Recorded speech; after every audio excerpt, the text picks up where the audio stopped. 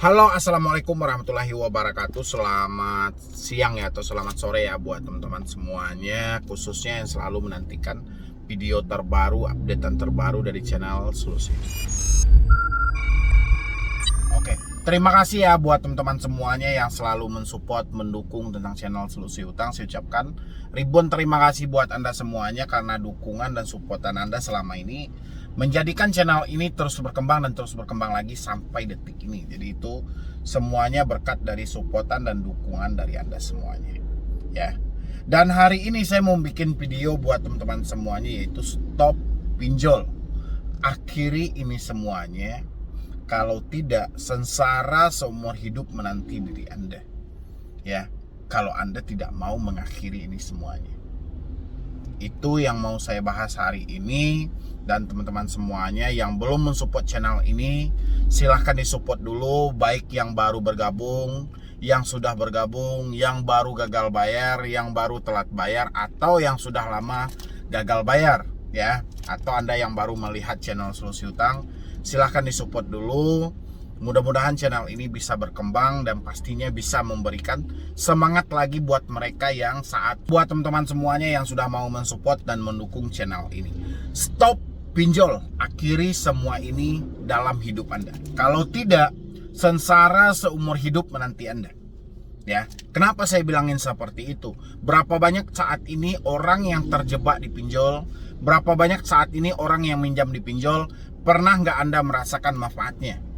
Ya, pasti bersama-sama semuanya Anda bilangin tidak ada manfaatnya bang. Justru yang paling banyak malah melarat, sengsara, ya, menyesal. Jadi maka dari teman-teman semuanya yang saat ini berkeinginan untuk meminjam di pinjol, tolong bongkar lagi keinginan Anda dan buang jauh-jauh ya, sebelum semuanya terlambat.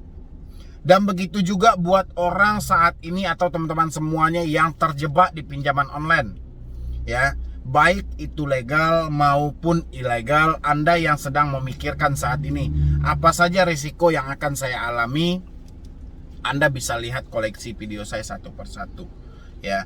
Kalau misalnya Anda tidak puas dengan koleksi video saya satu persatu, daripada pertanyaan itu abadi dan beku dalam pikiran Anda stop bayar pinjol kalau diri Anda sudah menyatakan tidak mampu lagi ya. Jadi Anda itu tidak perlu mencari, bang apa resikonya bang kalau kita tidak bayar pinjol, bang apa resiko yang akan terjadi kalau kita terus-terusan membiarkan pinjol ini, atau tidak kita respon sama sekali, tidak kita bayar, tidak kita cicil.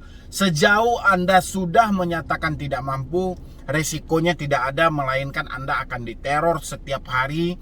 Dan nama Anda, kata OJK itu akan dimasukkan ke dalam data skor kredit bermasalah ya.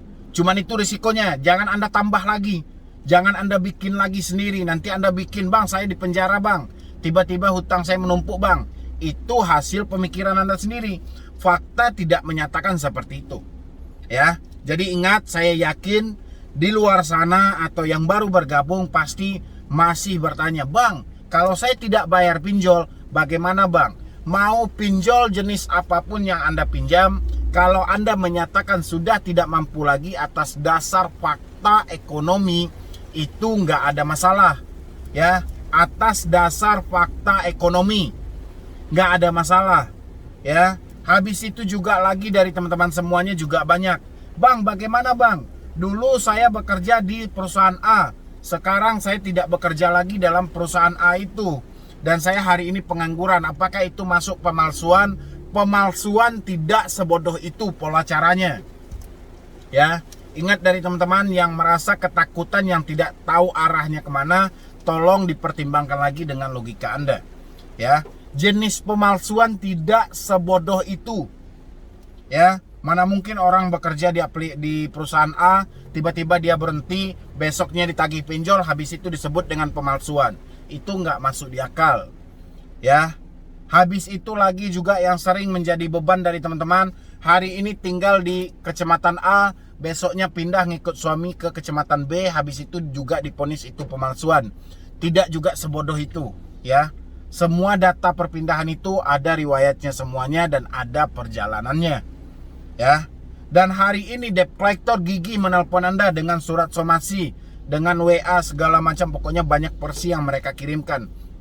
Itu hanya sebatas penagihan karena DC itu bekerja di suatu perusahaan, mau tak mau dia harus mencapai target dari pekerjaan mereka. Misalnya dia wajib menagih 10 orang dalam 1 minggu dan segala cara pun mereka lakukan, ya. Dan hampir semua DC tidak mengikuti aturan yang dikeluarkan oleh AFPI ataupun APPI, ya. Jadi buat teman-teman semuanya, jauhi pinjol, jangan sesekali bermain dengan pinjaman online kalau Anda tidak mau sengsara seumur hidup. Karena saya perhatikan dari teman-teman semuanya masih banyak, ya, masih banyak yang nekat meminjam di pinjaman online dengan bantuan si A, bantuan si B, bantuan si C, dan berbagai macam lainnya. Apalagi Anda yang saat ini ingin membobol pinjol dengan pola cara kelicikan, memalsukan data segala macam, saya yakin suatu saat efek itu dan risiko itu akan menghampiri Anda, ya. Tapi Anda yang benar-benar atas dasar ketidaktahuan saat ini Anda tidak mampu bayar pinjol, insya Allah semuanya akan baik-baik saja. Kalau memang fakta Anda tidak bayar pinjol akibat ekonomi dan uang Anda sudah tidak ada, ya. Jadi dari teman-teman semuanya saya berharap banget ini, ya. Saya sudah lebih 2 tahun ada di YouTube, ya. Dan saya berharap tidak ada lagi yang bertanya kapan DC datang ke rumah, ya. Kenapa hal itu tidak butuh kita tanyakan? Karena poin kita bukan mendata kinerja debt collector, ya. Permasalahan kita hari ini cuman kapan Anda mau bayar hutang. Cuman itu permasalahan Anda, bukan kapan DC datang ke rumah, ya. Ingat, jangan ditambah-tambah pekerjaan Anda, jangan ditambah beban hidup Anda, ya. Habis itu lagi, kapan berhentinya sebar data, Bang? Kalau saya menjawab sampai Anda berhenti memikirkannya, ya. Karena data itu kalau kita terus-terusan memikirkan, dia tidak akan berhenti, ya. Makanya dikembalikan ke diri kita, kapan Anda bisa berhenti memikirkan itu, ya. Ini buat teman-teman semua ini, saya yakin di luar sana masih banyak orang yang melakukan praktek pinjam meminjam di pinjaman online. Yakinlah, kemudahan yang Anda lihat di awal, kesengsaraan yang akan Anda dapat di. Jadi buat teman-teman semuanya, berpikirlah sebelum Anda bertindak dan pahamilah dulu apa yang mau Anda lakukan, apa yang akan Anda dapatkan setelah Anda terjebak di pinjaman online sebelum Anda melanjutkan tahap demi tahap untuk menyerahkan data-data pribadi Anda ke pinjol, baik itu legal maupun ilegal, ya. Jadi Anda jangan berpatok, wah ini pinjol legal, Bang, wah ini pinjol ilegal, Bang. Jangan berpatok ke situ. Tapi sebelum Anda meminjam, lihat dulu ulasan, bertanya dulu ke teman-teman, cari informasi sebanyak mungkin sebelum Anda terjun di dunia itu. Dan nantinya takutnya penyesalan selalu berada di akhir, ya. Dan saya ingatkan lagi buat teman-teman yang galbay, jatuh tempo, telat bayar atas dasar uang tidak ada, ya. Atas dasar uang Anda tidak ada, tidak peduli mau Anda sudah di PHK, mau duit Anda tidak ada, mau orang tua sakit, anak sakit, terserah apapun alasan Anda saat ini.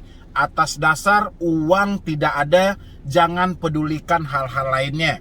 Hal-hal lainnya itu kapan saya di penjara, apakah saya diproses hukum, kapan DC datang ke rumah, sampai kapan sih penyebaran data, apakah bunganya sampai 1 miliar, apakah nama saya dibekukan, apakah data akan harta saya akan disita, apakah aset saya akan diambil.